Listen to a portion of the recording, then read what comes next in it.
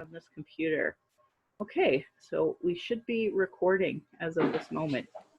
There it is. There's that button I was looking for. So with that, again, welcome everybody. Maybe what we'll do is we'll just do a quick round of introductions so that way we all kind of know each other and who's speaking. And what I'm going to do is just look at on the side here, and maybe we'll start with, I'll go from the bottom up. So we'll go Vanessa, Heather, Gabrielle, Crystal, Kat, Andrea, Rosemary, and then myself. So Vanessa. Hi everyone, my name is Vanessa. My pronouns are she, her. I am a settler of Latinx descent. I am from the territory of the Coahuiltecan nations in what we now call north of Mexico. And I'm an immigrant here. I live in Cochrane, Alberta. I am a teacher, and I am also an activist for agricultural workers, temporary agricultural workers now. Awesome, thank you. Oh yeah, so now the whole thing bounced around. Next is iPad, which I'm assuming is Rosemary, so I'll unmute you here, Rosemary. Or will it let me? Okay, I think I muted you, and now I think you have to unmute yourself. Oh, okay. Perfect. I'm supposed to go next? I thought we were doing, okay. My name is Rosemary Brown. I use she and her pronouns. And I'm a settler originally from the US, where I grew up near the Onondaga Nation on what was always their land before that. And came here to Canada in the mid-70s. Raised my family here in Calgary. Yeah. And I've been in the book club for a while, and it's very rewarding. That's awesome. Thank you so much, Rosemary, for introducing yourself. So next, I think I have Heather, but it looks like you're muted and video off, so perfect.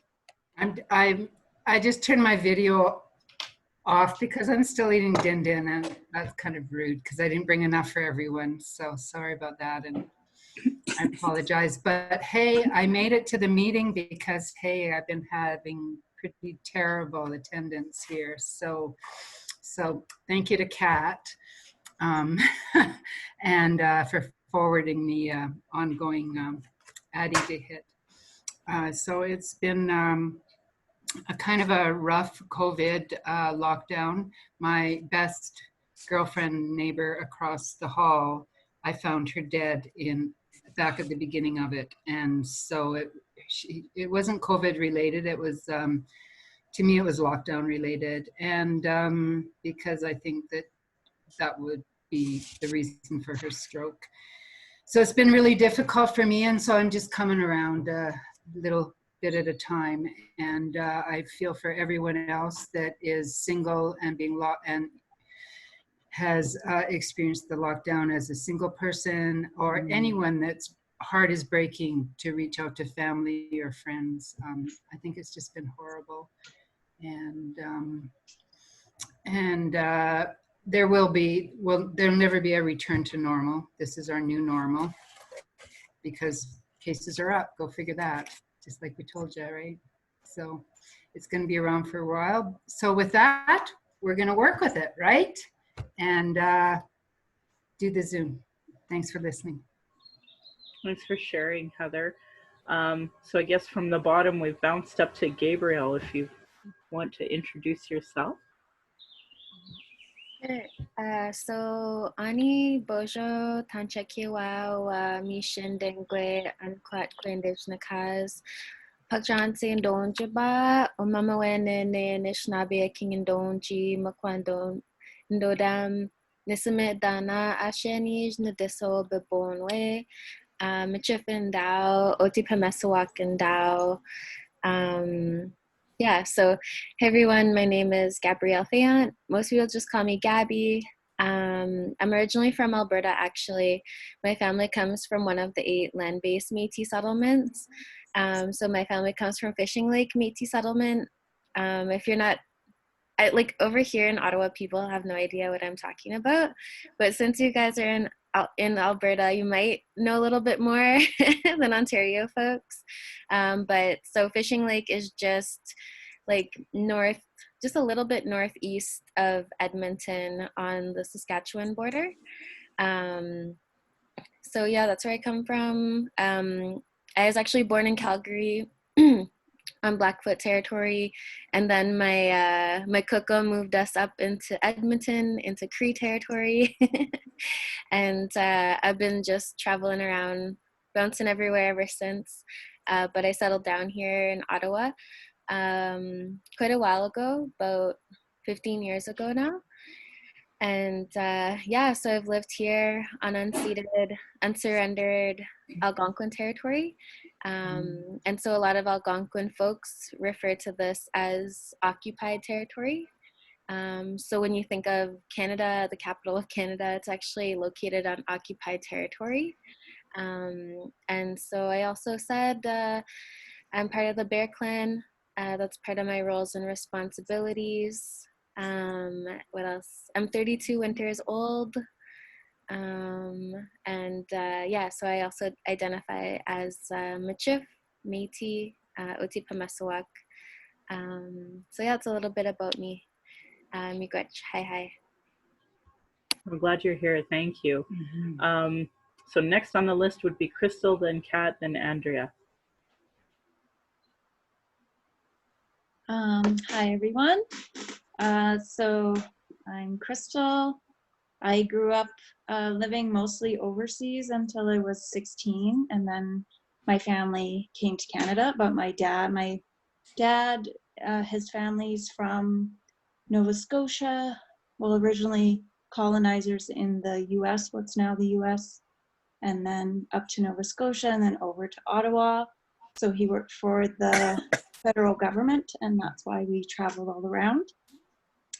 And then my mom's side from Saskatchewan, but originally from Romania. So Romanian immigrants to Saskatchewan and settlers on that land.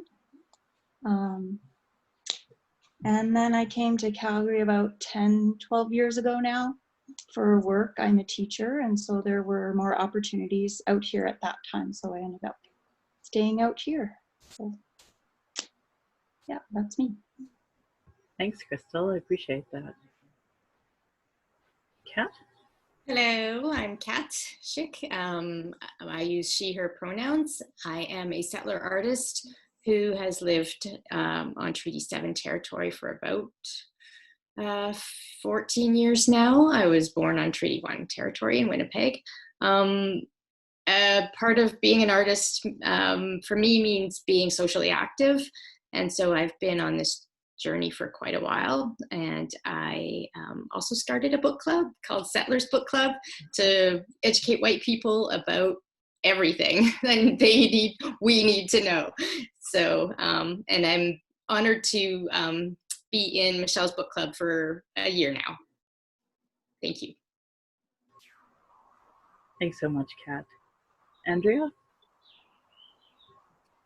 Oh, I think I need to know about that settler book club. Yeah, I'm just a settler, and grew up in Toronto, very, very Ontario centric all my life. Got punted out here against my will for my husband's job. And I've learned more about Canada, I feel, living out here, having met amazing people like Michelle, who have made me aware of these issues and the dynamics that are at play, because they don't really play out in Ontario in your face the way they do more so here. But I know they are ongoing. So anyway, I'm just grateful for the journey brought me here, and that I've been able to connect with people like Michelle and learn about the dynamics of our country and the work we have ahead of us to try to fix this. Awesome, And I need thank to be in you. the Settler Book Club. Sure, hopefully we'll be able to get that. And Sarah, you joined us. Thank you for joining us. I'll unmute you here and see if you want to come introduce yourself. Okay. Now, is it unmuted? Yep. Okay, good. I apologize for being late. I just had 7:30 in my mind, and I don't know. My calendar was like book club 6:30. I was like, ah. So hello, welcome. Welcome to me. Sorry, I'm a little flustered. I am Sarah Flynn, and this is my second time in Chapters in Chat. And so I'm super happy to be here. And I, again, apologize for my tardiness. And that last time I found it an incredibly enriching and great mind-opening experience. So I'm looking forward to tonight and many other times. And thank you all. Awesome. Thank you, Sarah. So, when we asked you, so do you really want me to call you Gabby? When we asked Gabby if she would be interested in joining us, the reason why I was thinking of you was that it was almost immediately that this article had come out about, I don't know, basically Ottawa dropping the ball and giving all of this funding to the RCMP instead of youth programs. And I just knew that you were the person that really needed to be guiding this conversation about this call to action. But I do want to give you some background because you're new here. Basically 4 years ago, Carolyn Bennett started the hashtag Indigenous Reads initiative to try to encourage people to read about Indigenous issues in order to start closing that gap. And I'm associated with the Liberal Party, so I assumed she meant it. And I started that here in Calgary, and I don't even know if there's a single book club across the country that is like free and open to the public and been going every single month. So originally when we started it, it was like book after book after book. And then when we did the TRC, the overwhelming sentiment was we have to break this down into sections. So what we've been doing is reading a book, breaking down a section, reading a book, breaking down the next section, and just slowly going through it. And so now we're already at Call to Action 66. And, that was this month's initiative. So what I do, because I have all of the final reports as well as like most people have this copy, the final report summary, but I have them all. I was lucky enough to snag those. So what I was going to do just now is read, there's about 4 pages here from, this would be volume 6, about Canada's residential schools, and the theme is reconciliation, but it goes into 4 pages of this one call to action. And I know most people in our book club, they don't have access to this, so I just thought I'd read it. TRC public education forums, education days, and youth dialogues. And this would be 124 or 127 if you any of you do end up getting a copy. This is where I'm going to be reading from. Education for reconciliation must happen not only in formal education settings such as elementary and secondary schools and post-secondary education, but also in informal places. One of the ways that the Commission fulfilled its public education mandate was through forums such as the national event, Education Days, and Youth Dialogues. The Commission believes that establishing a strong foundation for reconciliation depends on the achievement of individual self-respect and mutual respect between Aboriginal and non-Aboriginal Canadians. I have a hard time saying Aboriginal, I want to say Indigenous. Although it is true for adults, it is particularly urgent for young people as they are the lifeblood of reconciliation to the future. Mary Ellen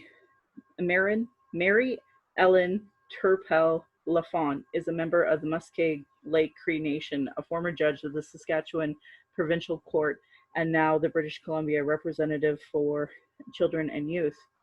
Her children's great-great-grandparents attended St. Michael's Residential School in Duck Lake, Saskatchewan. In a written submission following her attendance at the TRC Victoria Regional event in April of 2012, she noted that the UN Convention of the Rights of the Child and the UN Declaration on the Rights of Indigenous People are essential tools for applying a human rights lens to Aboriginal children's lives that encourages us to expand our understanding to past injustices, to recognize the full extent of abuses of their human rights, and to seek ways to remedy those abuses.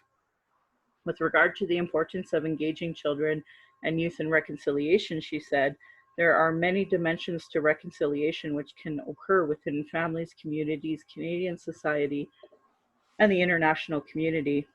There is developing awareness about children's potential role in societal reconciliation processes, and they need to be the need to pay particular attention to children's special considerations. The Commission concurs with these findings. There is also a growing international consensus that children and youth must be involved in the reconciliation process itself. Findings from the earlier Truth and Reconciliation Commissions indicate that the children have often been marginalized in the very processes that are designed to remedy the impacts of violence on young lives. As both victims and witnesses of violence, children and youth bring unique perspectives to what is needed to address intergenerational harms and to promote reconciliation in their families, communities, and broader society. At the Saskatchewan National event, grade 8 student Brooklyn Ray, who attended the Education Day, said, I think it's really important for youth to voice their opinions, to not only prove to themselves that they can, that their voice is important, but to prove to adults that they have a voice and that they have a strong opinion that is important to the world. Elder Barney Williams, a member of the TRC Survivor Committee, one of the panelists at the Education Day Youth Dialogue, said, I think more and more people are realizing that the engagement of youth is critical. For me as a survivor, I'm really impressed on how much they knew. I was impressed with the type of questions the audience asked. It tells me that somebody who's carrying this pain for over 68 years, that there's hope. Finally, there's hope on the horizon, and that it's coming from the right place. It's coming from the youth. The Commission agrees. We believe that the youth and children must have a strong voice in developing reconciliation policy programs and practices into the future. It is therefore vital to develop appropriate public education strategies to support the ongoing involvement of youth and children in age-appropriate reconciliation initiatives and the projects at community, regional, and national levels. Through direct participation at the TRC's national events, thousands of young people and children and teachers across the country had the opportunity to learn about residential schools and think about their role and responsibility in reconciliation. The TRC Education Days were designed specifically for elementary and high school students and their teachers. Young people had the opportunity to listen to and interact with elders and survivors. They attended interactive workshops where they learned about residential school history, resilience, and healing through the arts, painting, carving, storytelling, music, and film. They visited the learning places to walk through the Legacy of Hope Foundation display, 100 Years of Loss, and to the posters and archival photos of the residential schools from their own region. Education days were well attended. For example, at the British Columbia National event in Vancouver, approximately 5,000 elementary and high school students from across the province spent the day at the national event. In advance of Education Day, teachers in each region were given orientation materials to help prepare their students and themselves. In total, close to 15,000 young people across the country have participated in Education Days, most with a commitment to take what they learned and witnessed back to their home schools to share with thousands of more of their fellow students. Over the course of the TRC mandate, the Commission worked in partnership with the International Center of Transitional Justice's Children and Youth Program to host a series of small retreats and workshops. Youth dialogues were also integrated into Education Day activities at national events. Their purpose was to engage youth in dialogue and to support their efforts to make their own submissions to the TRC. For example, in October of 2010, the Commission co-sponsored a retreat for Aboriginal and non-Aboriginal youth near Vancouver, BC. Lucky. Young people came together to learn about residential schools, talk with elders, and share team building activities. One young participant said that during the retreat, we learned more about each other in the past. It's really important because it actually teaches us the stories that we heard. It touched us and it inspired us to become better people. In June of 2011, Molly Tilden and Marlissa Brown, young women who attended this retreat, produced their own video documentary, Our Truth, the youth perspective on residential schools. I'll try to find that.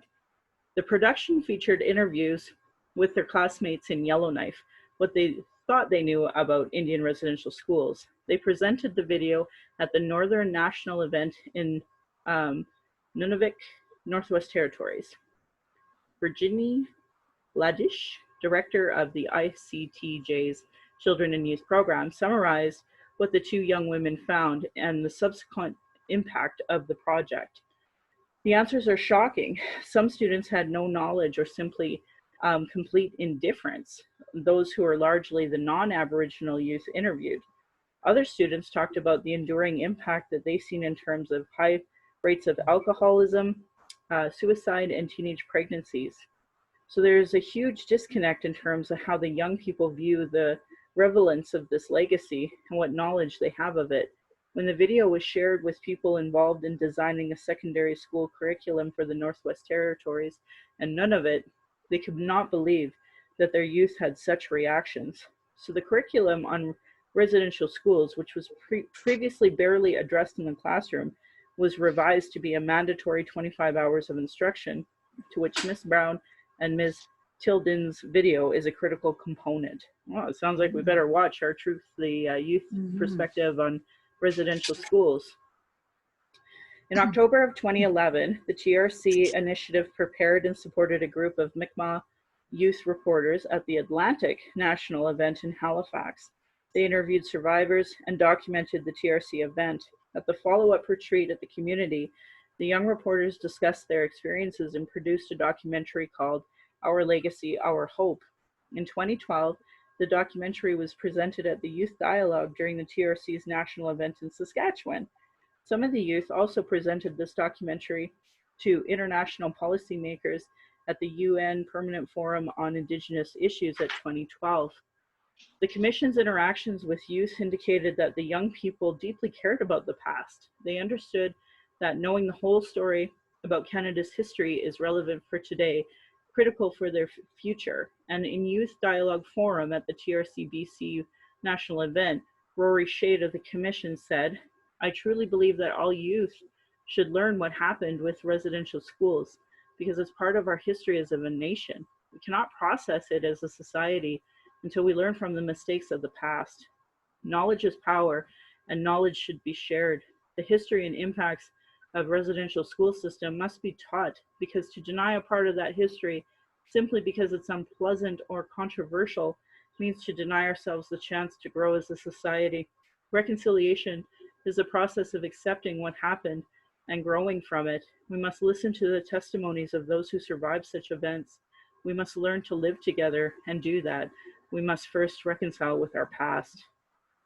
In an expression of reconciliation made to the TRC at the Alberta National event on March 27, 2014 by a group of Aboriginal and non-Aboriginal youth from the Center of Global Citizenship, Education and Research in Edmonton, one of the non-Aboriginal youth, Heshi Lee, I think, told us about their project. First, the group made up of youth from First Nation reserves, the rural communities of High Prairie and Fort Macleod, and the city of Edmonton, spent a month studying and talking about residential schools and their shared history. Then they held a virtual town hall where over 300 students talked about their vision for reconciliation. Emerald Blease from Little River Cree Nation told us that the youth believed that reconciliation is the way to reestablish lost trust and open doors to positive and productive communications. When we affirm every culture's pride is their heritage, healing can take place, said Haley Grier Stewart, representing the Gunai, Siksika, Tsuut'ina, and Stoney First Nations. The youth believes that within our communities, we need to teach and create awareness, cultural appreciation, as well as healing and and restoration. If we introduce youth to the culture at a youth age in our school through curriculum and the practice of restorative justice, it will teach the younger generation to be proactive instead of reactive. Métis youth Shelby Lachlan said, "The youth of Alberta believe that in order to move forward, towards healing and reconciliation, it is important for action to be taken at a national and provincial level. We must establish trust between these two Aboriginal and non-Aboriginal collectives. And through the honoring, acknowledgement, and respect of all treaties and settlements, we believe that this can happen." And then Hanshai Lee then spoke again and said, "We, the youth in Alberta, came together as a diverse and dynamic group with representatives from Treaty 678, a Métis settlement, and non-Aboriginal communities. Together, we create our vision for a future, and we will serve as hope for our province and nations as we seek to facilitate healing and reconciliation for the survivors of Indian residential school system. This will take the commitment of multiple generations and many stakeholders, but when reconciliation is achieved, it will make for a better Canada. Today, we, the youth, are 11% of the population, but we are 100% of the future, and we will be a powerful ally. We only have one request. We want to be an active part of the conversation. We want to be an active part of the solution. We want to be part of making that better, stronger Canada that everyone is proud to call home." Okay, I promise there's only like 3 more paragraphs. This project is one example of the significant work being undertaken by nonprofit organizations that work with youth on issues related to intercultural understanding, reconciliation, and peace building. There are many others across the country. The Canadian Roots Exchange began a youth reconciliation initiative in 2012. This nationwide initiative includes Aboriginal and non-Aboriginal youth with volunteer opportunities to work together on reconciliation and education activities in the region. The initiative provides youth with leadership development experience, delivering community workshops, opportunities to plan and organize reciprocal exchanges, and participation at the National Leadership Exchange or Youth Conference. In 2014, Reconciliation Canada introduced a new youth program, Through Our Eyes, changing the Canadian lens. And the program provided opportunities for youth from diverse, I just wanted to check that wasn't, sorry. In 2014, Reconciliation Canada introduced that. Youth forums and dialogues are a vital component of education for reconciliation. Nonprofit organizations can play a key role in providing ongoing opportunities for Aboriginal and non-Aboriginal youth to participate in intercultural dialogue and work actively together to foster reconciliation. And finally, the call to Action 66, we call upon the federal government to establish multi-year funding for community-based youth organizations to develop programs on reconciliation and establish a national network to share information and best practices. And with that, I am done. And with that, I am going to turn it over to Gabby, because Gabby, I'm pretty sure everything that I just said, the folks will want to know more about you, why you're here, and I'm hoping that doesn't mute me, but can you hear me still? We're good? Okay. But I guess they probably don't know who you are or why you're here or why you are connected to Call to Action 66. So I would love for you to kind of take the mic. For sure. Migla, hi, thanks for sharing those stories. Me? Yeah, so I guess I'll share with you, but it's not gonna be like in a linear fashion. in true Indigenous storytelling fashion, it's gonna kind of jump around from the beginning to the middle to the start to the end and back again. So yeah, in 2017, I was appointed as a special youth representative a special youth advisor to Minister Carolyn Bennett. It was a really interesting time. I think it was during a time when Carolyn Bennett was starting these like book clubs, and you know, her I guess you could say, I don't know, reputation at the time was pretty positive.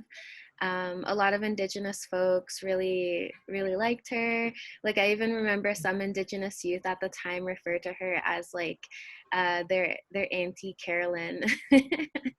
But that is no longer the case. I can tell you for sure. Some Indigenous folks, I'm sure, still love Carolyn Bennett, but overall, the general kind of consensus among Indigenous youth, especially, they're really upset with the Liberal Party. They really feel taken advantage of, they just feel really like lied to regarding all of this talk around reconciliation.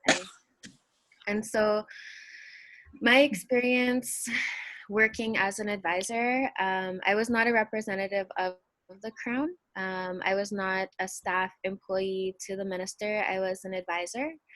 And so that was really important for me as an Indigenous youth, as a Métis youth, to say that I will give you advice, but I am no way going to be manipulated to alter my values or morals to suit your agenda. And I was telling Michelle earlier, like, I don't know who recommended us as youth advisors, but we weren't the youth advisors I think the minister was hoping for. I think that she was really hoping for some like token youth that she could just like wrap around her finger and bring around with her. And essentially that's how it started, the conversation. There was like we had some phone calls, and I would tell her about my experience working with the friendship centers, my experience working with Indigenous youth at a grassroots level. And then from there, I began working alongside Matali Okalik, who's a Inuk youth, as well as Andre Bear, who's a First Nation youth, Neheau youth, from Saskatchewan. And in the first initial draft letter, so that was like the good thing, is that in our letter of appointment, the minister actually let us adjust it to what we wanted to work on. But in the first mandate letter, she actually wanted us to create a terms of reference for an Indigenous Youth Council for, at the time was, oh my gosh, they've changed it so many times now. I can't even remember what the department was called when we first started working on it. But now is Crown Indigenous Relations. So that's actually how the first mandate letter was drafted, is they wanted us to create a terms of reference. I had been on several youth councils. I'd been a youth representative. I'd worked in many capacities as the youth. And so, and as well as my colleagues, we knew that that was not going to do anything. To have a youth council or committee with the minister was not going to accomplish much. And we really wanted to see systemic changes. We wanted to see policy changes. We wanted to see legislative changes. And so we edited the mandate letter and said that we wanted to work on TRC 66. Myself, 66 is so important. So again, like, this is me jumping to the beginning, is so I come from a long line of survivors of residential schools, of day schools, of industrial schools, of even schools and experiences that Canada has yet to even talk about. But my relatives survived all of that. My relatives survived being labeled terrorists, being hunted down by the RCMP, and even despite all of the stuff that my relatives experienced at the hands of the Crown, of the RCMP, and the government, we still went and fought during World War I and during World War II, because honor is so important to us. Fairness is so important to us, and our reputation and our values and morals, they're so important to us. And we knew that we still had to stand up during these times of injustice. And so even when my relations returned from fighting alongside Canada, they were still put into day schools, and we're still impacted by the 60s scoop and, you know, all the decades of scooping children after the 60s. So that's kind of where the beginnings of that trauma come from. And so when I was about 12 years old, my family, the trauma in my family is still there. And it was there when I was a young kid as well. And so eventually one night my mom was like, we got to get away from here. It's just too much. And so we got on a Greyhound bus and we came to Ottawa. And I've been here pretty much ever since. And it was hard to be away from family, but in retrospect, it was probably the best thing that could have happened to me. And so I've been able to build my own community here in Ottawa, my chosen family. And so I really, I struggled for quite a bit not having family connections though, during my teen years. I know that feeling of being lost, of being disconnected, of just like trying to push through all of these barriers and just not getting through. So I lived in poverty. I would say I lived in poverty until probably about 5 years ago. It takes a lifetime to really get out of poverty. And yeah, being here in Ottawa is quite different than being out west. The Indigenous community here is quite smaller, a little bit more, I guess you could say, invisible, which comes with its own troubles and pros and cons. But I was involved in the community. I actually worked as a summer student at the Aboriginal Healing Foundation. So prior to the TRC is like the more popular one, but prior to that was the Aboriginal Healing Foundation. And a lot of what we know in the TRC, a lot of the findings and the studies and the research actually came from the Aboriginal Healing Foundation, and then the Legacy of Hope, which was a sister organization. And I actually learned about residential schools for the first time when I was a summer student.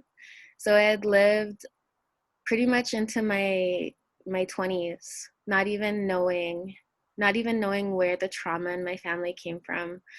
And then once I figured it out, once I learned it, once I could finally put my finger on it, once I could identify what intergenerational traumas look like, it really changed my life. And so ever since then, I was always, I guess, like an activist for righting the wrongs that had been done to me and my peers and my relations. So in Ottawa, I was really impacted by something called Idle No More. Some of you might remember that time. It was a really, really important time for young people. It was like a fire that was like lit. All these sparks were lit, and there was all these young people mobilizing all across Turtle Island. And we just started connecting. And so I still have actually those same networks, and we've continued to build on those networks ever since 2012, almost a decade now. But that's where we started working on the ground here in Ottawa. That's where we started creating what we now call the Assembly of Seven Generations, or A7G. And so A7G is an Indigenous youth nonprofit organization. And we do drop-ins every Friday. We do language classes. We bring youth out to ceremony. We do land camps. We do elders and youth gatherings. Really, we just we just do everything to make sure young Indigenous folks have really great lives. And we just do what we can. So to me, this A7G is what TRC 66 was talking about. Bringing resources and capacity to grassroots youth organizations. And so I was so passionate about working on TRC 66. So in 2017, we began working. We began by creating our values. We created our goals and our mission, and we also, so some of our methodology for doing the research was that we would do a survey. And so we did a survey, and we were able to receive over 500 responses from Indigenous youth across the country. And we really got some qualitative data, not quantitative. It was very qualitative. It was open-ended questions. It was like we received paragraphs and paragraphs, and a lot of those findings are actually within the roadmap itself, because what the youth said was so beautiful, and it was so encouraging to hear young people that you had never met have the exact same ambitions and drive for their community and well-being. So there was a lot of great moments that came from all of that work. I think that it really helped me continue to build my network. But at the same time, I think it was probably one of the most, I don't want to say traumatic.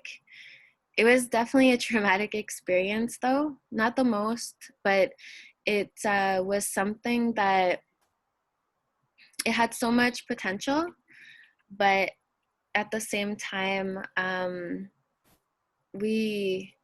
the end of it, I just felt so disposable. And so it was really hurtful. But so just kind of going back to the beginning a little bit, what happened is we started doing our surveys. We also traveled across the country to visit different communities. We visited anyone that would invite us. And so we visited Inuit, First Nation, as well as Métis communities. I remember there was this one time we visited a Métis settlement, and one of our youngest young people that talked to us was like 11 years old, and he just hung out in the circle with us, and he ended up doing a survey at the end of our little meeting, and one of the questions in the survey was, what keeps you safe? And so that young person said, goat man. And so for like, I don't know if anybody knows what goat man is, but it's like kind of like this scary like urban legend type of thing. And it's like kind of like a way that like your aunties would like encourage you to go home before it's nighttime. So it's one of those stories, and that's what he said kept him safe. And so if we were maybe non-Indigenous researchers or researchers that had no connection to these cultural understandings, we probably would have just like disregarded that comment. But myself knowing what goatman is, I was like, wow, that's actually really powerful that he said that.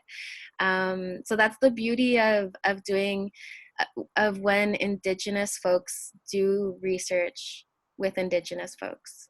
It just changes the narrative completely. It changes what the findings are.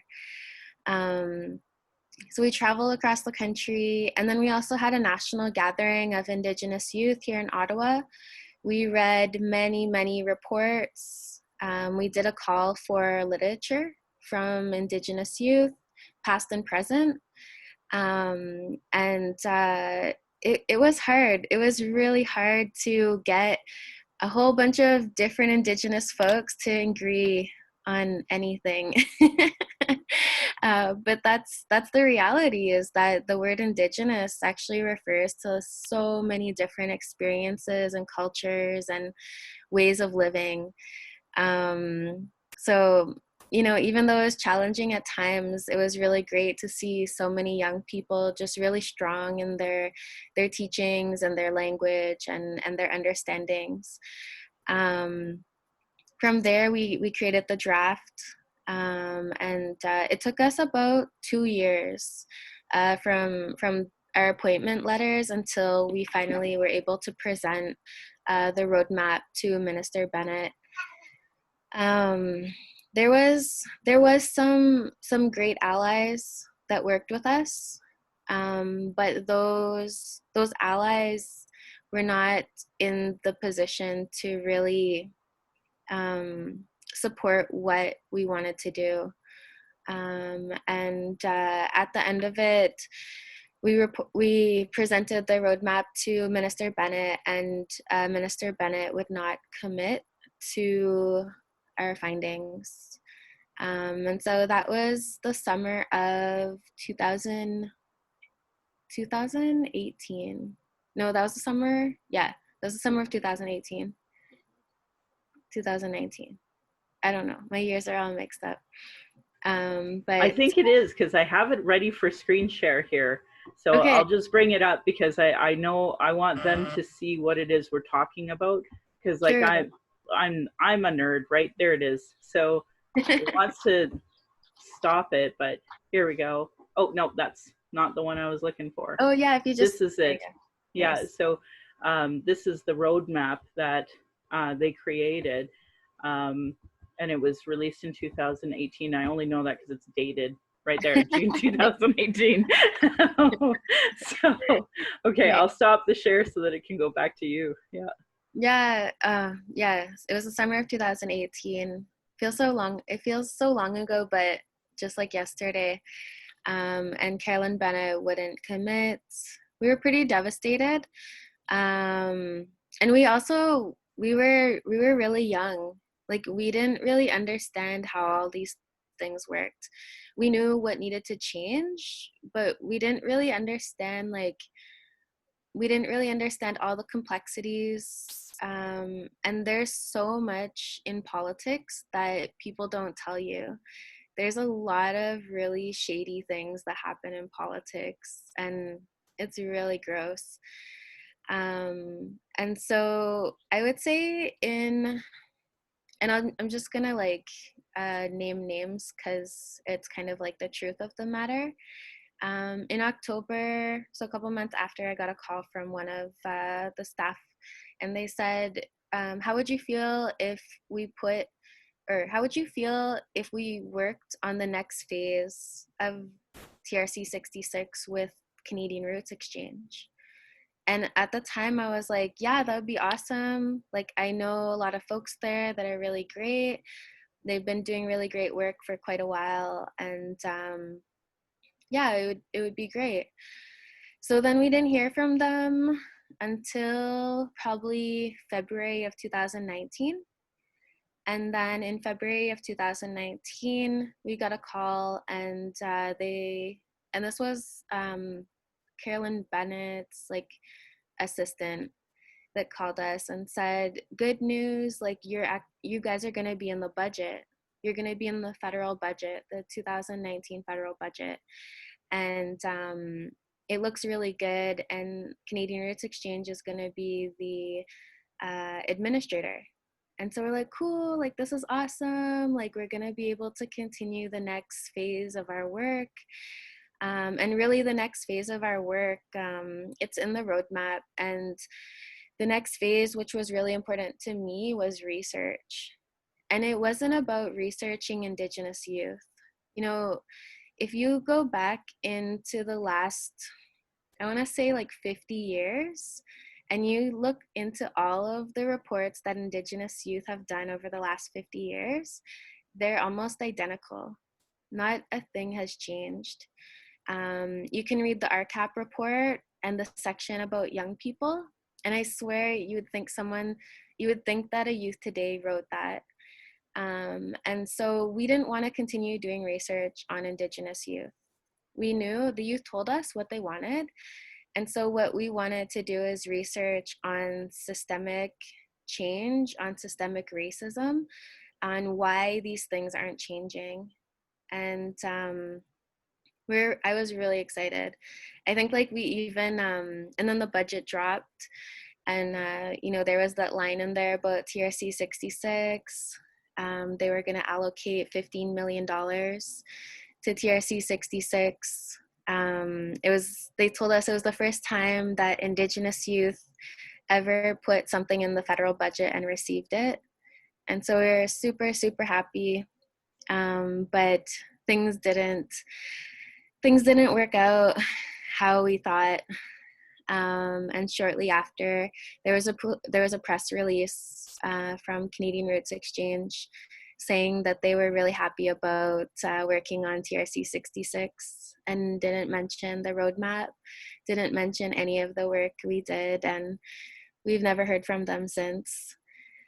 So this is kind of where our work ended in terms of our relationship with the federal government.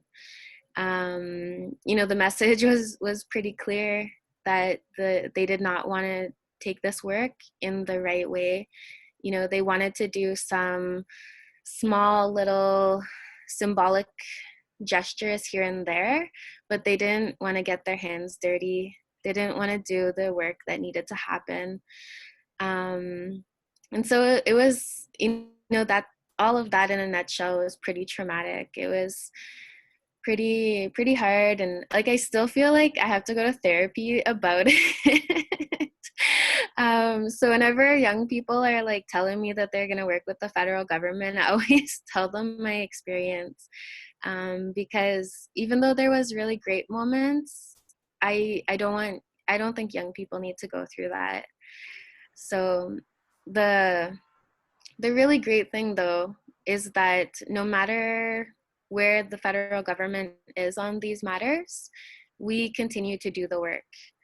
And for me, one of the most important parts, like I mentioned before, like honor is so important to us, loyalty, fairness. And so despite not having that commitment from the federal government, I still have been doing research, Indigenous youth-led research over the past 2 years.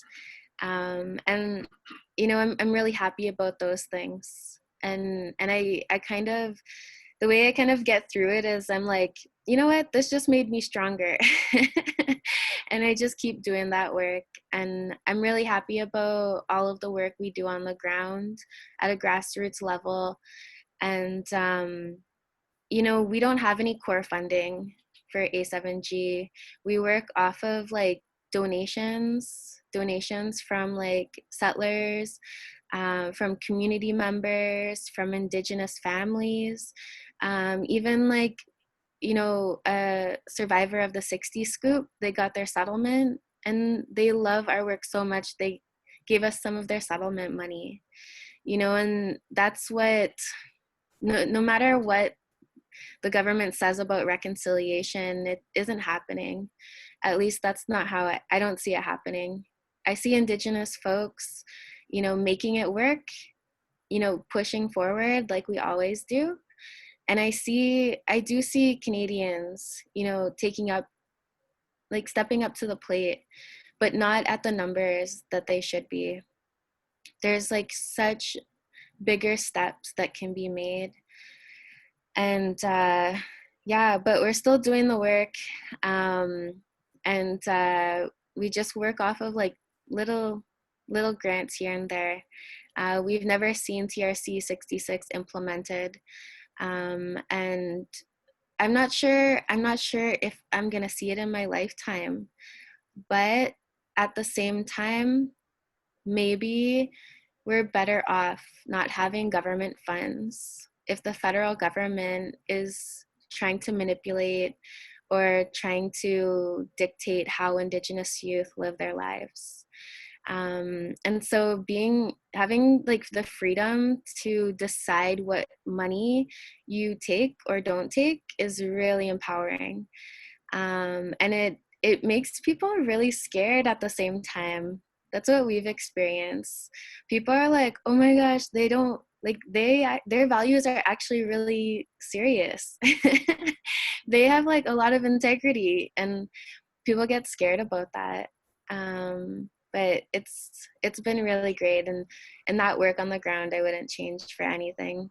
There's no amount of money that could really compare to that work on the ground.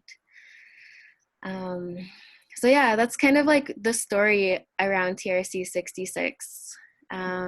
It's pretty heavy, but I think there's a lot of lessons to be learned around it. So yeah, I'm open to questions. There's many other stories I could share too.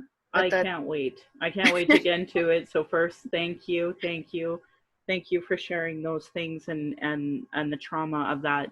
One of the things I run is Mending Broken Hearts, because right now there's no non-Indigenous organization that deals with our intergenerational trauma that they regularly gaslight us, right? So at a certain point you just kind of completely detach from the Canadian society, and right now I'm like super disenfranchised. I have my own story. Obviously I'm with the Liberal Party, but so it's equally awful in a lot of ways when I deal with settlers that are their idea of commitment to helping us is not Indigenous led. It's always them led, and that is the problem, right? Where you literally gave them something called a roadmap, a literal like pieces of paper saying this is how we do it, and it was disregarded. And one of the things I wanted to talk about is that one of the things we kind of rely on that I don't love, because I think it's way too liberal in favor of the Canadian government, is the Beyond 94, to kind of give us an idea of what the government thinks that they're doing through the CBC. And this one they consider like in progress, and they're looking at the Indigenous youth reconciliation through the Canadian Roots Exchange as progress. Of course, not giving any depth at all to what you had said. And then I don't know if people know, but recently there was an article that came out about how a lot of the money was actually allocated for RCMP and youth programs as the initiative for 66. Like, you heard me speak. You heard the intent and the idea that it was more to be about, changing systemically the entire education system, and then creating space for more Indigenous focused initiatives. So I had it up, but I can't find it right now. So maybe I'll just, for the moment, encapsulate that, and I'll try to find it. And in the meantime, and I wanted to ask you if you, when you were working on the roadmap and doing the work that you were doing, if you had heard of OCAP, the ownership, control, access, and possession of information, and if you had any partnership with them, or did you work with the First Nation Governance Information Center, I think is their name. So I just wanted to ask you about that. Yeah, just to like mention about the RCMP stuff. So when we were doing research on TRC 66, we asked the federal employees, I don't know what to call them, like the bureaucrats, we asked them to, because they said they would be working for us. Like I literally remember them saying that, like a whole bunch of them too, like about 20 of them. They're like, we're gonna be here supporting you, it's gonna be awesome. And so we're like, cool, like we just want to know how much federal money is going towards Indigenous youth right now. And like really, like everybody would just kind of like looked around and no one could give us a clear answer. And then finally one of those folks like took the time, maybe about a week, to compile all of the federal youth funds that they could find. And so, or like funds that also go to Indigenous youth. And so it was like really like sketchy kind of research that they did. It was like they listed all of the programs, and then they had like some of them had money attached to them, and then some of them were just blank. So the actual number we don't really know, but from the amounts that were provided to us, it was about like $3.8 billion that go towards youth funding every year. But the ones that got the most funding were for military and RCMP recruitment. And so we're just like, how is this reconciliation? Like, when did Indigenous youth ask for these programs? You know, this goes against everything that young people told us when we were doing the roadmap. Like, if you read the roadmap, you're not going to find one youth that said they want to be recruited into the military. But yet all of the youth funding is going to recruitment. And so people talk about residential schools like it happened in the past. And yeah, for the most part, a lot of them did. Like the last one closed in 96 and 98. But that I don't know what you would call it, like that template of assimilation, it carried into other ways. And so like right now, we actually have more children in foster care than at the peak of residential schools. You know, we don't have youth funding for programs that rebuild Indigenous knowledge or language or culture, but we have recruitment programs into military and police. So that violent assimilation has continued to perpetuate, and it changes its name, but it's still there, you know. And those are the problems that Canadians, we need Canadians to help us fight against. You know, this is systemic racism. Yes. Most Canadian youth don't have to deal with these things.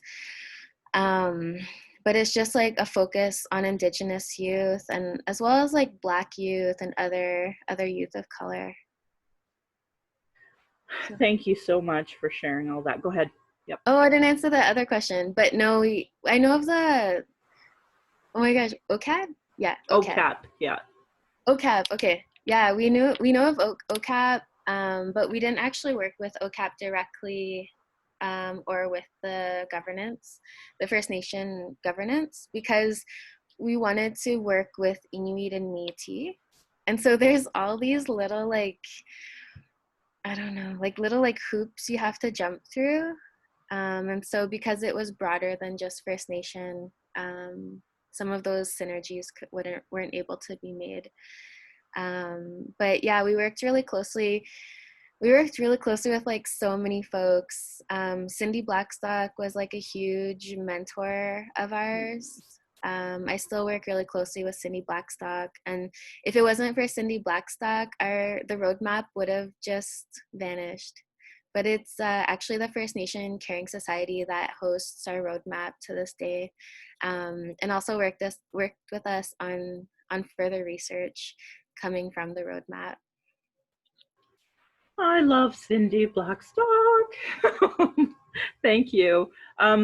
Maybe what I'll do is I'll start with Vanessa, and you know, if there's something that you learned or something you want to say or something you want to ask. Just thank you so much, Gabby, for your time, for your work.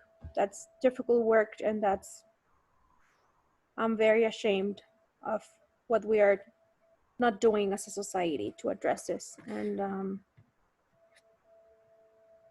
just the systemic racism part is really, really important for people to understand. I think that's my takeaway is this is systemic, is intentional. It is there for everyone to see, and all levels of government continue to refuse to address it. So and that was my problem last week with the racism inquiry in Calgary. It's just re-traumatizing for all of those who participated, including myself. know, like what you said about needing therapy, like that's totally what it is. Like it just keeps being, each time you bring it up, even for us to learn, like that's unpaid labor from you. That's re-traumatizing for you and all the work you did, and it's wrong and it shouldn't be happening. And I am very angry now, but I guess that keeps us going in this work, how angry we are. And I wish I could come from, in my activism, as I could come from, and it's also coming from love and hope, but it's mainly coming from anger. I'm really, really upset at some things that happen in this country. And I recently met with, they're not born in Canada, but these Indigenous, you could say youth, because many of them are under 30, and they have been displaced from their original land in the peninsula of Yucatan in Mexico. They're Mayan, and they come to this country and they grow our food and they put food on our tables, and they grow the flowers that we give to our friends in their birthdays, and they speak Indigenous languages. They barely speak Spanish, and these are Indigenous young men and women coming to this country. And also, so you'll, and when you ask them why are they here, as mining companies, Canadian mining companies, are in their original territories, tearing everything apart, cleaning environment. So I guess what I'm saying is this is intentional and systematic and institutional, and it's not going to be fixed with, you know, nice words and dialogue with settlers. Like, it's not going to happen. Like, it has to come from policy change, and it has to come from the work that, for example, you do. So my solidarity goes to you, all of my respect and utmost admiration for what you do. And we'll keep pushing at a municipal level here for youth programming for racialized youth, because there's none. And there are so many things going on for white children and nothing for our children. I'm working with the town, if that's a thing, with the town of Cochrane, suggesting what they can do. And of course, they want to organize a volunteer committee for us to give them our input. And I know how that's going to end, and that's going to be hours and hours from us, from Black parents, Indigenous parents, and parents of color, and none of that's going to happen. So we'll just keep pushing, and it's really an honor to hear from you and hear from your work. So thank you. It gives us hope. Did you want to respond at all, Gabe? Sure. Miigwech, hi, Kinanaskamotin. Thanks for sharing that. Yeah, sometimes we do this work and we just, it just feels like we just get beat down. But it's really nice to see that there are folks that see the value in that work and can resonate and see, see why we continue to do that work. And I wanted to also share, from that research, from that roadmap, we also did so we created ethical engagement practices for Indigenous youth, because that was another piece that we found working with the federal government, is that they had all of these bureaucrats that said that they did some kind of analysis or evaluation on the needs of Indigenous youth. And then we would look at their evaluations for we just read the briefing and we're like, who even did you talk to about this? What community did you talk to? And I also did a contract with ESDC after we did the roadmap, and they hired me as an evaluator for reconciliation funding program. And I actually had to sign like a confidentiality agreement, so I can't like say all the details, but basically it was a reconciliation substream, and they like someone just created it like off the side of their desk, someone that was non-Indigenous. And basically the program was just bringing non-Indigenous youth to powwows. And I'm like, it needs to go beyond just bringing folks to a powwow and then, you know, that's their cultural training. And so I asked a lot of the staff in that department. I made a lot of them feel uncomfortable, but I asked them like, what TRC call to action are you referring to when you created this funding program? And like they just told me, you know what, that's a really good question. That was their answer. So my evaluation really I think they just tried to bury it. Like they wouldn't even let that analysis get to Indigenous youth that were part of the selection committee. But it was so problematic. And so we created ethical ways of engagement. What does research look like for Indigenous youth? And it's so much different than just collecting numbers. It's so much different than just Statistics Canada. Research for us is reciprocal. So if you're coming in to do research, you have to commit to what you're saying, first of all, and you have to come back to the community. It can't just be an in and out, take and extract from our communities and leave. So we do have that guideline. There was also a first gathering of First Nations youth in care that happened, and they also put their recommendations together.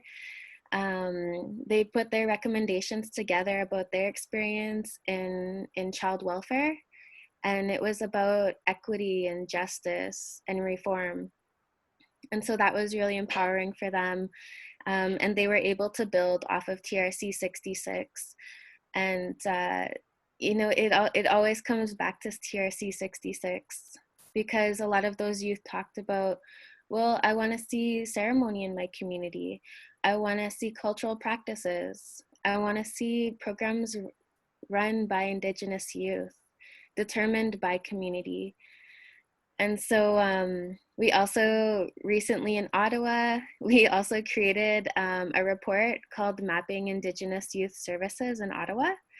And again, you know, the youth told us what they wanted to see in Ottawa.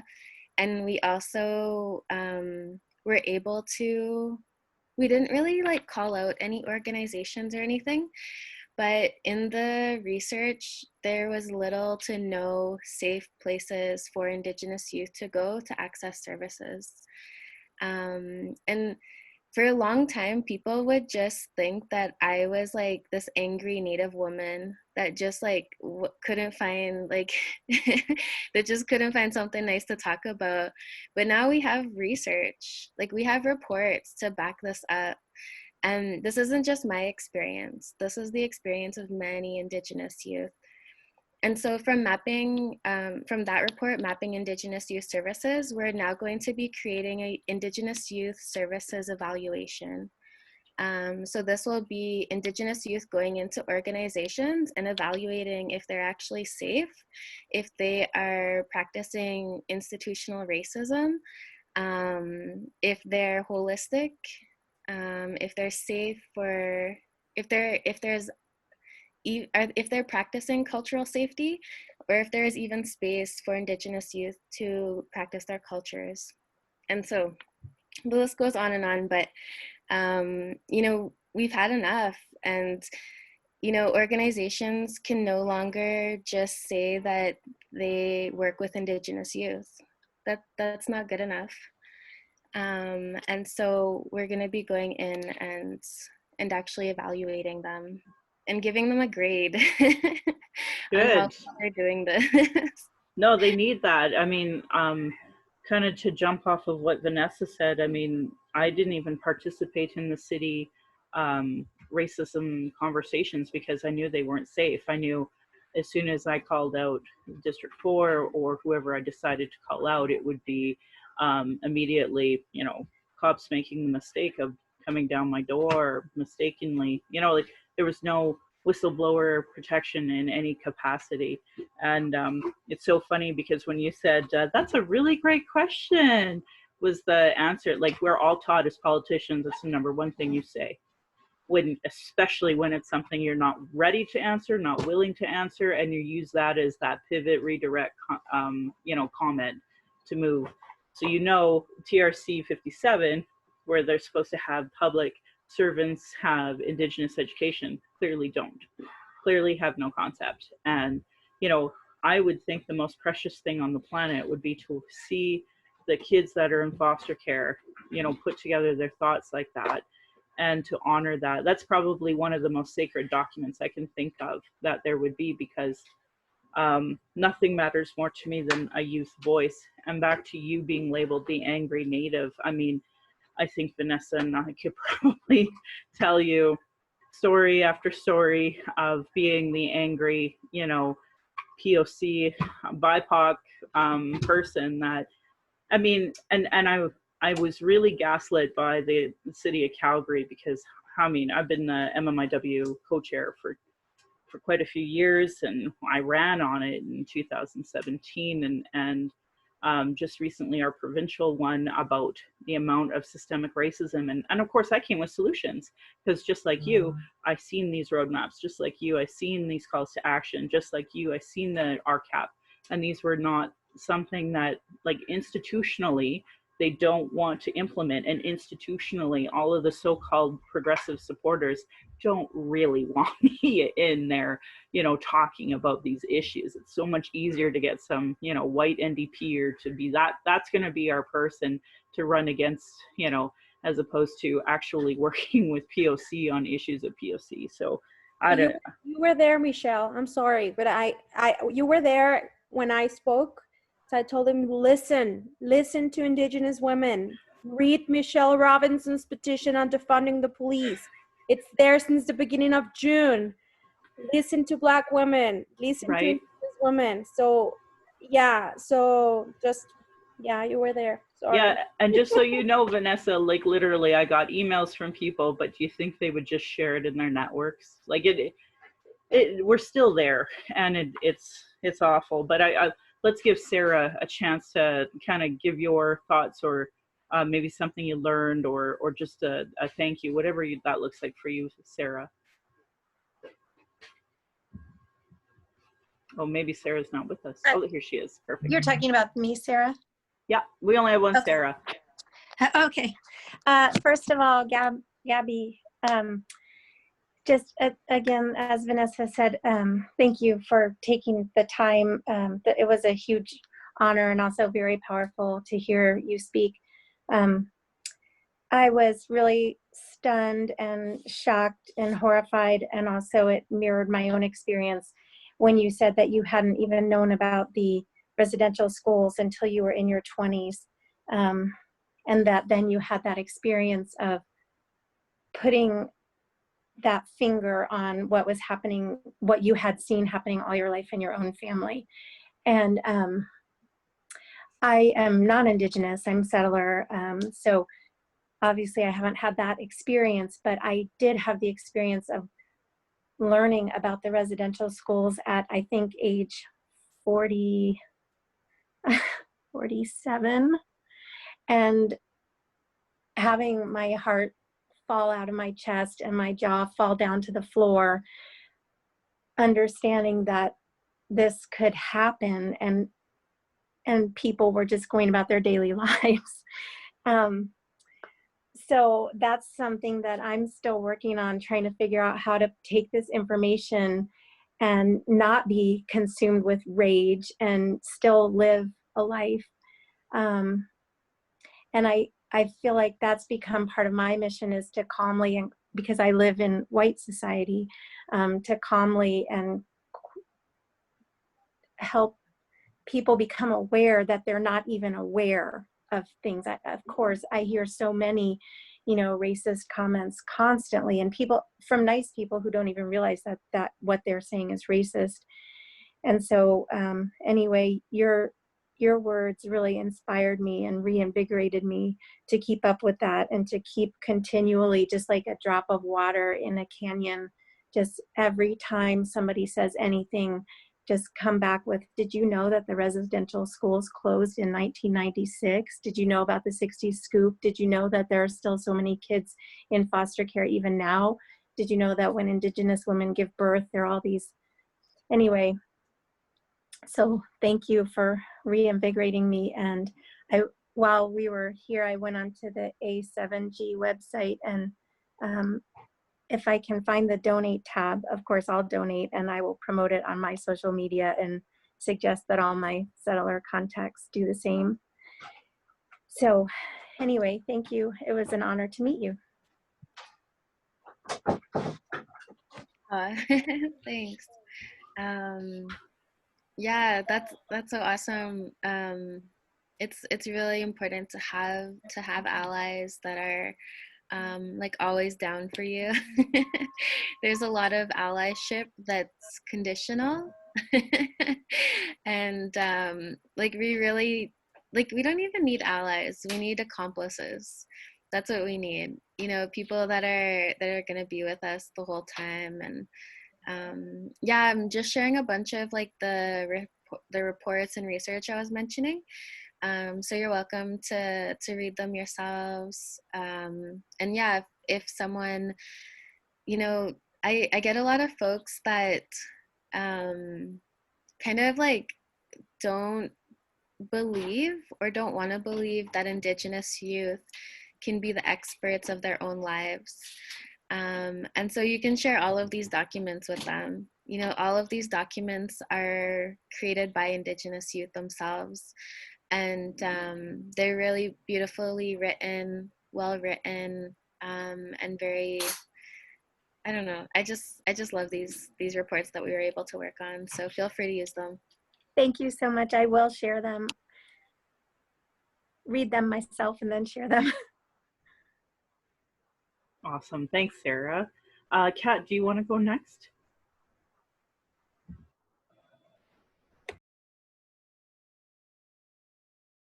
Oh, sorry, I was busy downloading all the links.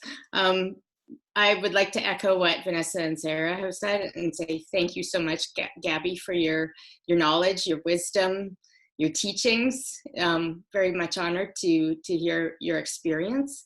And I strive to be a good accomplice every day as well. My question actually for you, Gabby, is what do you think of Canadian Roots Exchange now? What is your opinion of them, and what do you think about how they're doing? Oh man, I don't associate with them at all. Prior to that all happening, we actually had an MOU with them, and they still like went behind our backs, and yeah, like we haven't heard from them since. It's been over a year, like nothing. The only thing that I actually hear from them are when new young people are hired on, and then they'll reach out. They'll be like the Ottawa like representative or something, and then they'll reach out to us and be like, hey, like I'm working on this thing, did you guys want to work together? And I'm just like, no, we can't. And a lot of that has to do with really toxic masculinity, and when organizations are led by very harmful men. There's a lot of stories that we know about the harm that these men have done, but we can't actually write about them or say them out loud because these folks are the type of folks that will sue you for defamation of character, for like all these things. So but there's a lot of like a lot of Indigenous women and like femmes and trans folks and two-spirit folks, we have like underground like webs of communication. And so word does get out, like people are warned.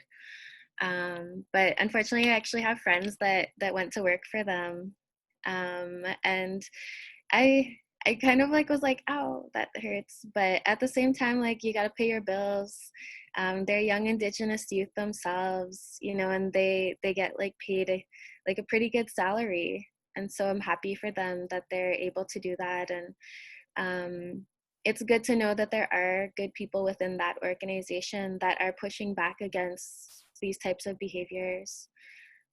So I hope that, you know, one day there is some kind of apology or some kind of reconciliation. But so until then, I just keep my distance. And the work that they've been doing regarding TRC 66 isn't actually referenced in the roadmap at all. So, you know, again, it's like this weird, like shady political stuff. And there's a lot of people that are friends with politicians, and they use these friendships and cliques to get what they want. You know, the prime example is what happened with Justin Trudeau and Mark Kilberger. You know, that's politics right now, and it's really shady, and it's just about who you're friends with. So I hope that more and more of these things are exposed.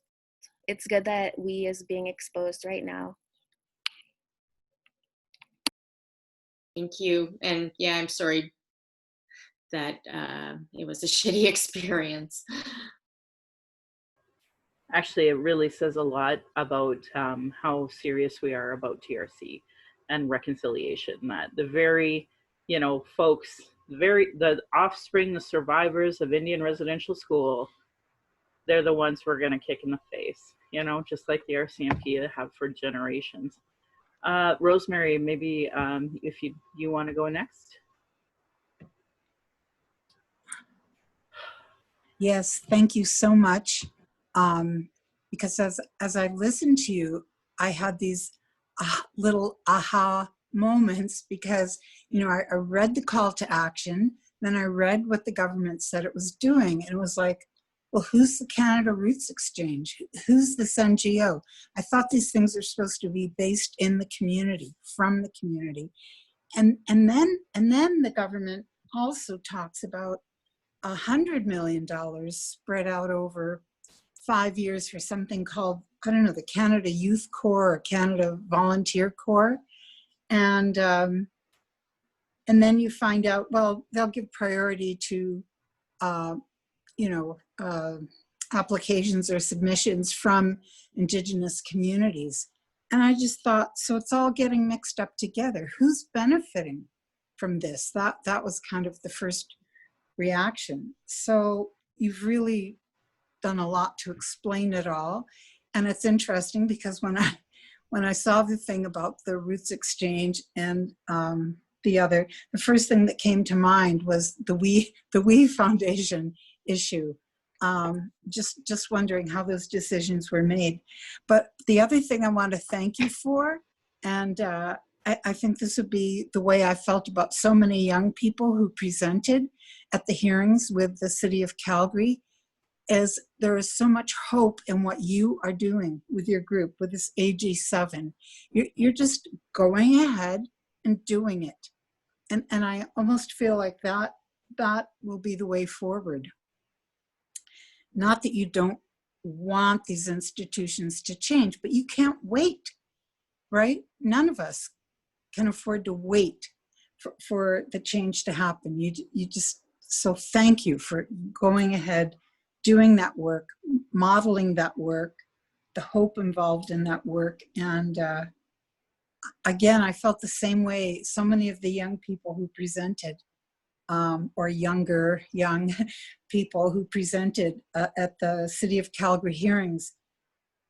It was just like, wow, there is power. There is power in not in the room, but in the collective voice of the people who were speaking, I felt. So thank you.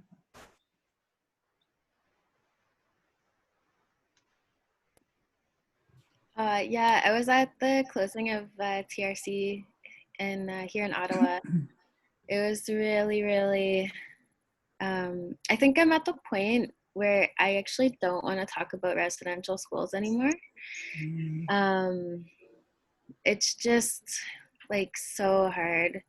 Like even like just now, like thinking about some of the shit like my relatives went through, you know, and a lot of my aunties and uncles, they never actually told their stories. Even when there was the hearings and things like that, some of them died never ever telling their stories, and some of them are now in their 80s, and those stories are slowly coming out.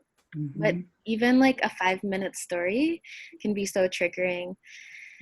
So yeah, I'm kind of at this place where it was like really great to be there for the closing, but I just was crying the whole time. And they say like tears are good, and I think they are, but at the same time, like I don't want to always go through that. But we had a walking with our sisters ceremony at the closing. That was really beautiful. We had folks from across Turtle Island make a little like children moccasin vamps. Yeah, and we had a beautiful pipe ceremony, and of course we got in trouble with the hotel. But we were like, it's the closing of the TRC, like, do you not even know the event that's being hosted here?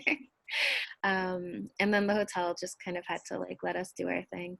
And I got to meet this like really deadly round dance singer, and he's kind of like, I always think about him when I sing round dance, and I love round dance. And so we organize round dance here in Ottawa every year, and we have a beautiful community ceremony every year. And I always think of that man, you know, he is a residential school survivor, and they did like a march that, how long was that march? Like probably like 15 kilometers, maybe more.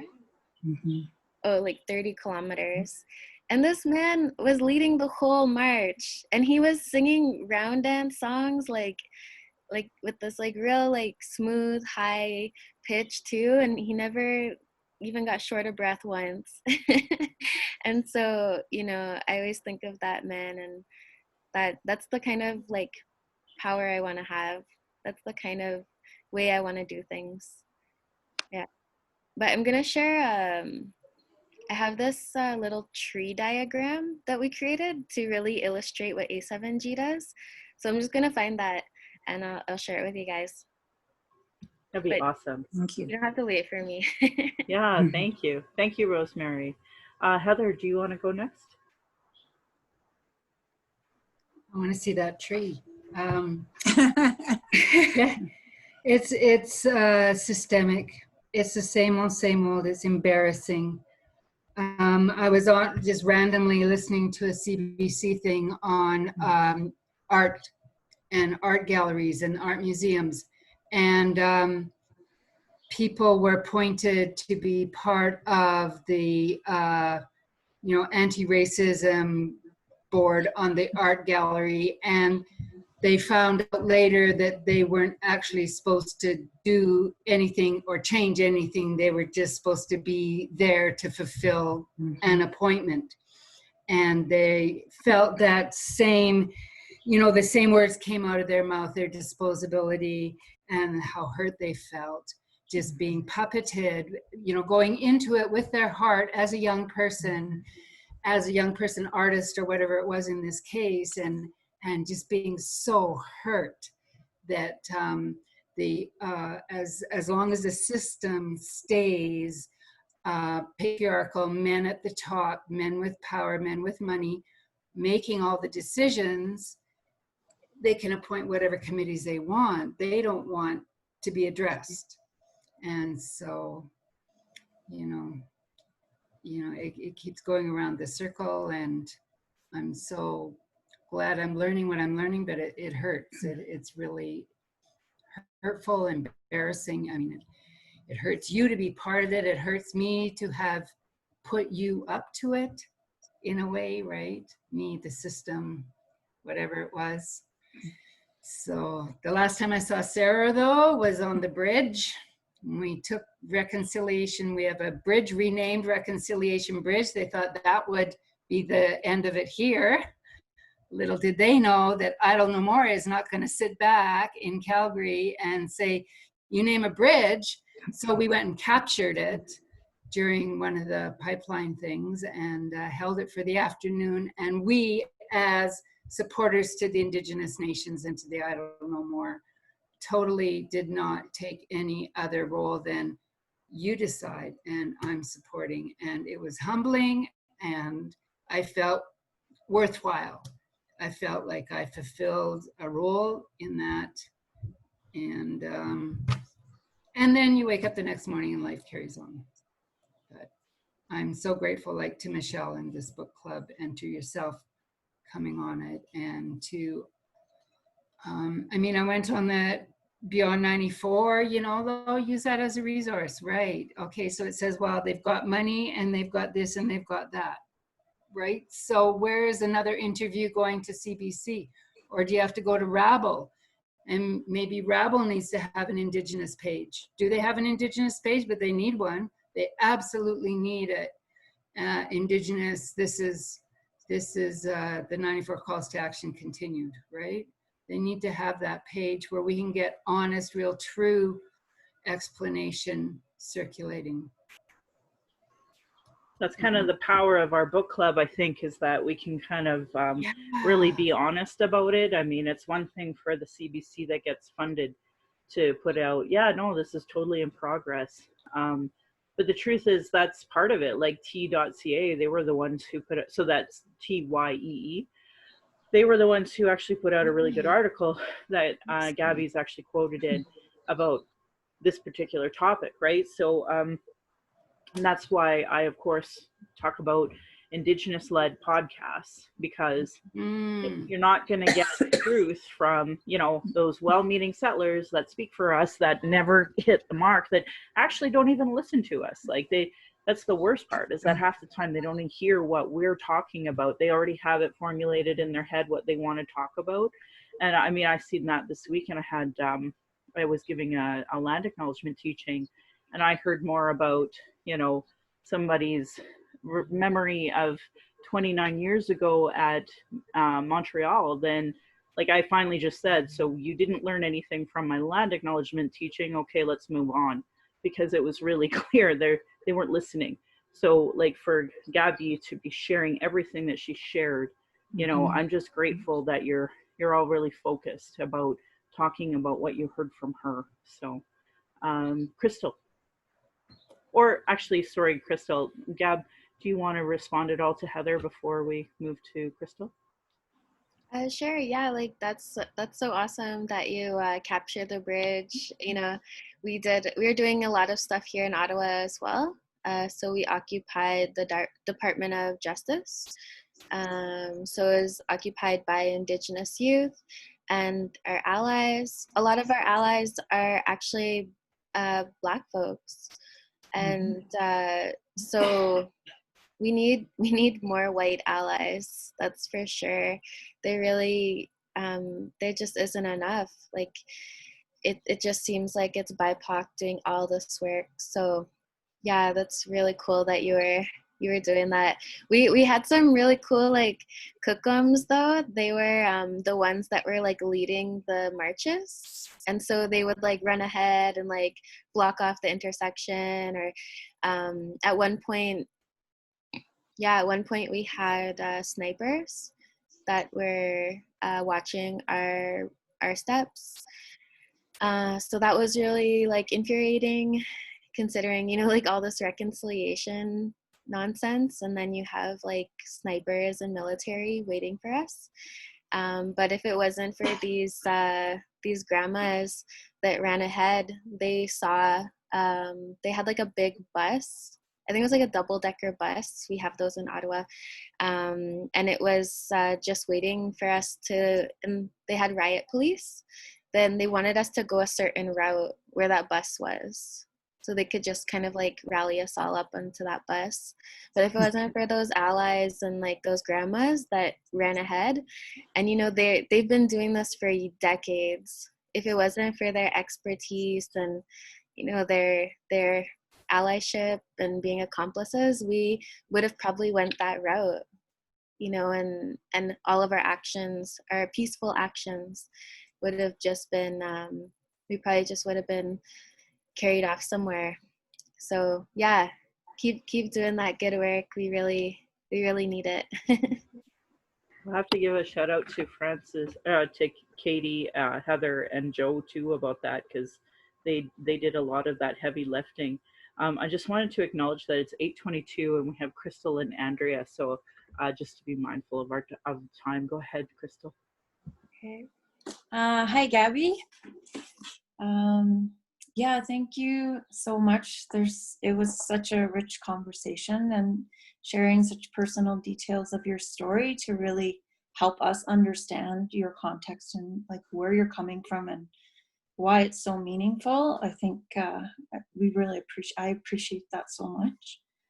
And I feel that this government has massively underestimated who they're dealing with, because like they don't know who they got involved with, obviously, because you are not giving up and you're holding true to your values in the most beautiful way.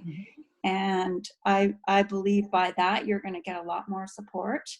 So like people like me and us here, like we're just like totally invested, right? And that now we know where you're working, how we can help, then we can get the word out to more people. And yeah, this government, I think at the end of the day, they're going to have to admit this whole country is based on a fiction and everything has to come apart, right? So like the Supreme Court is like hanging on by the fingernails, like they're just hanging on by the fingernails of like not making that final judgment that says, actually, your whole like legitimacy to govern is based on a lie.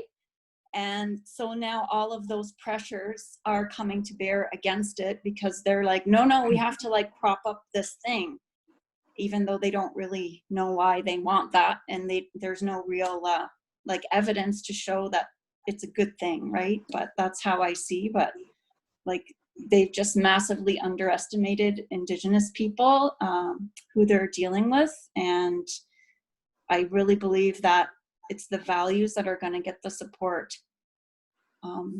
And yeah, as to white people support, like working on it. And yeah, I'm sorry it's such a hard thing to come around, but I do feel like there will be a path forward, and the people who aren't going to join us are going to be left behind for that part. Yeah. So again, thank you. I appreciate so much. This talk has been like, I could pay like a university lecture fee for the value of this talk. It's amazing that we can have this in this very intimate setting in this book club. So yeah, thank you.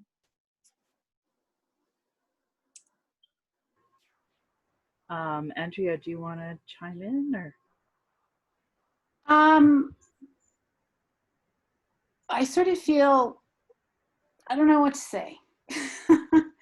It's always so powerful hearing these conversations, and I'm just left with a sense of, oh my God, just the overwhelming sense of how do we tackle this? But, you know, just chisel away, and Gabby, just feel empowered by people like you, and obviously Michelle would just keep at it and just keep trying. So inspired by you. I will say, and I don't know if I'm just desperate to see something positive, but I look at my two teenage daughters and I feel like that generation, I could see maybe some change. Like I feel like they get it. There's something wrong about it. And my faith has to go to them, and that next generation will hopefully be able to make that huge, big change that has to happen. It's not, anyway, I'm not going to say anymore. I could go on forever. But really appreciate, oh my God, your amazing work and your commitment, Gabby. Truly, truly inspiring. Oh, thanks so much. Thanks, Crystal, for your powerful words, and Andrea. I totally agree. Like, man, young people are just so awesome. Like, I work with young people all the time. I'm not a young person myself. Like, I'm in my 30s, but I work with like youth in high school and like just getting into university, kind of that age group, and they're just something else. Like, wow, I'm always learning so much from them. They're always really teaching me about just reducing the amount of harm you cause. Like, that's literally the bottom line. Just whatever you do in your actions, just make sure that you're reducing as little harm as possible. And so I found my little tree. Oh no, could you make me a host for a second? I'll share my little A7G diagram with you. It's pretty fun. It took a while because we're working with non-Indigenous graphic designers. So it took them, I would say, about 2 years to figure out what I was talking about, but that's okay. We got there. So this is kind of like what A7G looks like to us. And for us, those mitigok, those mitig, those trees are so, so important. Yeah, like trees are just so, so important to like our breath, to the water. And like over here, there's a lot of maple trees. And so like the sugar bush season is so, so important. And there's so much like medicine in the maple water. So that was kind of like our inspiration. But here you could see at the bottom is like, this is our roots. And so our roots are our kin, the land, of course, our ancestors, and our culture. So those are kind of like what we're rooted in. And then this is like our little tree trunk. And so kind of in the middle is A7G. And so what A7G really tries to encapsulate is community, gratefulness, traditional practices, land-based learning, youth planning, enjoyment, inspiration, passion, personal growth, and safety. So safety is like a really, really big one for us. And like I said earlier, I'm Bear Clan. So I'm often kind of thought of as like that mama bear, very protective over the young people. And then like right around A7G is our close family. And then around that is like the larger Indigenous community. And then around that is like the larger non-Indigenous community. And so that's kind of like our foundation. That's like who we are, and what protects us and what helps us grow. And then what's on the leaves, the branches are annual events. And the leaves of the annual events are things like our elders and youth gathering, round dance, land camp, sugar bush. And so all of these are little branches. So tea and chat Mondays, we do virtual tea and chat. It's kind of just like how knowledge would be transferred. It's not like, I feel like people think of like traditional knowledge as this like really romanticized experience, but it's really just often like traditional knowledge keepers having tea with their grandchildren or having food, and that's how knowledge is actually transferred. It's not like a transferring of like the flame or anything like in the Olympics. But also over here we have special events. So we try to take up as many opportunities as we can, and give as many opportunities back to youth. So we go on trips every once in a while. Like just before the pandemic started, we went to Toronto, and there was like about 10 of us that went. And we're able to travel like a family. We don't have to worry about young people like running off or misbehaving because we have respect for one another. And so we also do reports and advocacy. So that's like a lot of the reports are shared. We do a language drop-in, Anishinaabe drop-in, and we also do Friday nights. So yeah, that's our little tree. That's what we do. And that's like, I wish young people in every community could have something like that. It doesn't have to look exactly the same, but just to have that tree. So miigwech for listening. Hi. Thanks for having me. Yeah, and I'll pass it back to you, Michelle. Oh, I'm so honored. I'm so grateful that you would share that with us, because I think a lot of folks here, want to be better allies, and they need visuals like that. Just so everyone can see, I wanted to point out that Kat had added her Settler Book Club, White Fragility by Robin DiAngelo. I'm not going to lie, that book changed my life.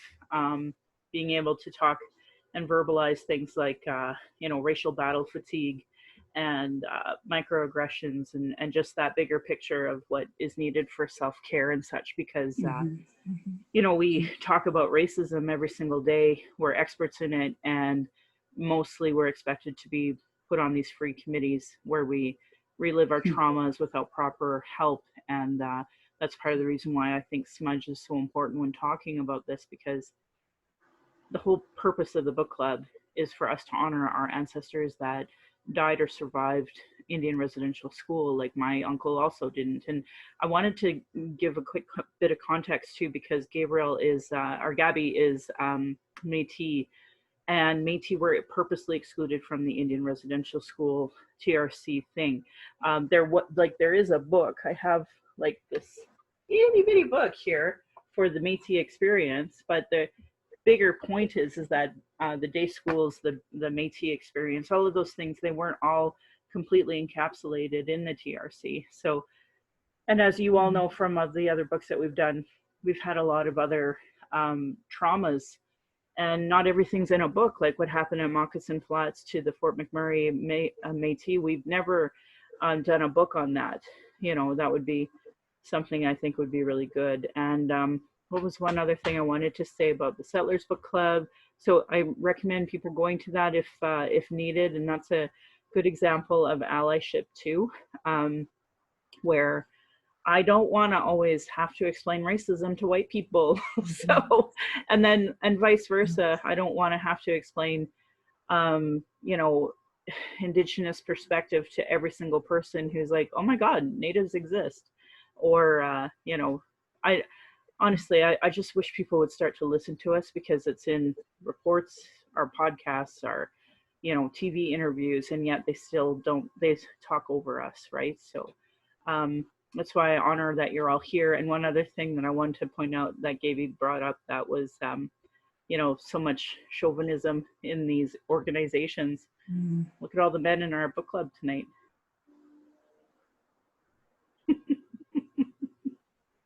Anyway, so I guess with that, I'll leave it for now. I'm going to upload this to my YouTube, and I'll send it obviously to Gab. I'll tag her. So actually, Gabrielle, do you want to at all talk about ways to get a hold of you? Because I tagged you on Twitter, talked to you on Twitter, because a lot of us follow each other. But is there other ways that non-Indigenous can get a hold of you? Yeah, I actually don't use Facebook. I just find like there's a lot of not very good conversations that happen there. But I use Twitter. So it's just at Gabrielle V Fayant. I can put it all in the group chat. And I use Instagram a lot. And I'm pretty active on Instagram, so I have my personal stuff, and then we also have A7G on all these platforms. We have A7G on Facebook, Instagram, Twitter, and then I'm involved in like tons of other things too.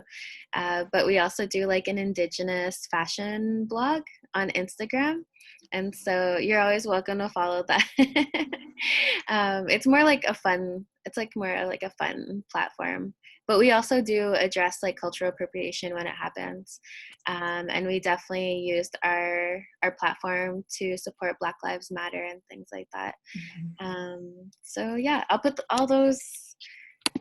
Okay, let's see if I can type them all. Thank you for that.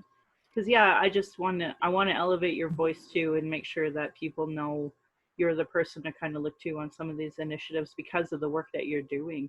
And yeah, hoping that we can, you know, keep following your work and encourage other folks to like actually listen to Indigenous people. Listen, and even for me, I'm 43, so you know, I try to promote younger voices for sure.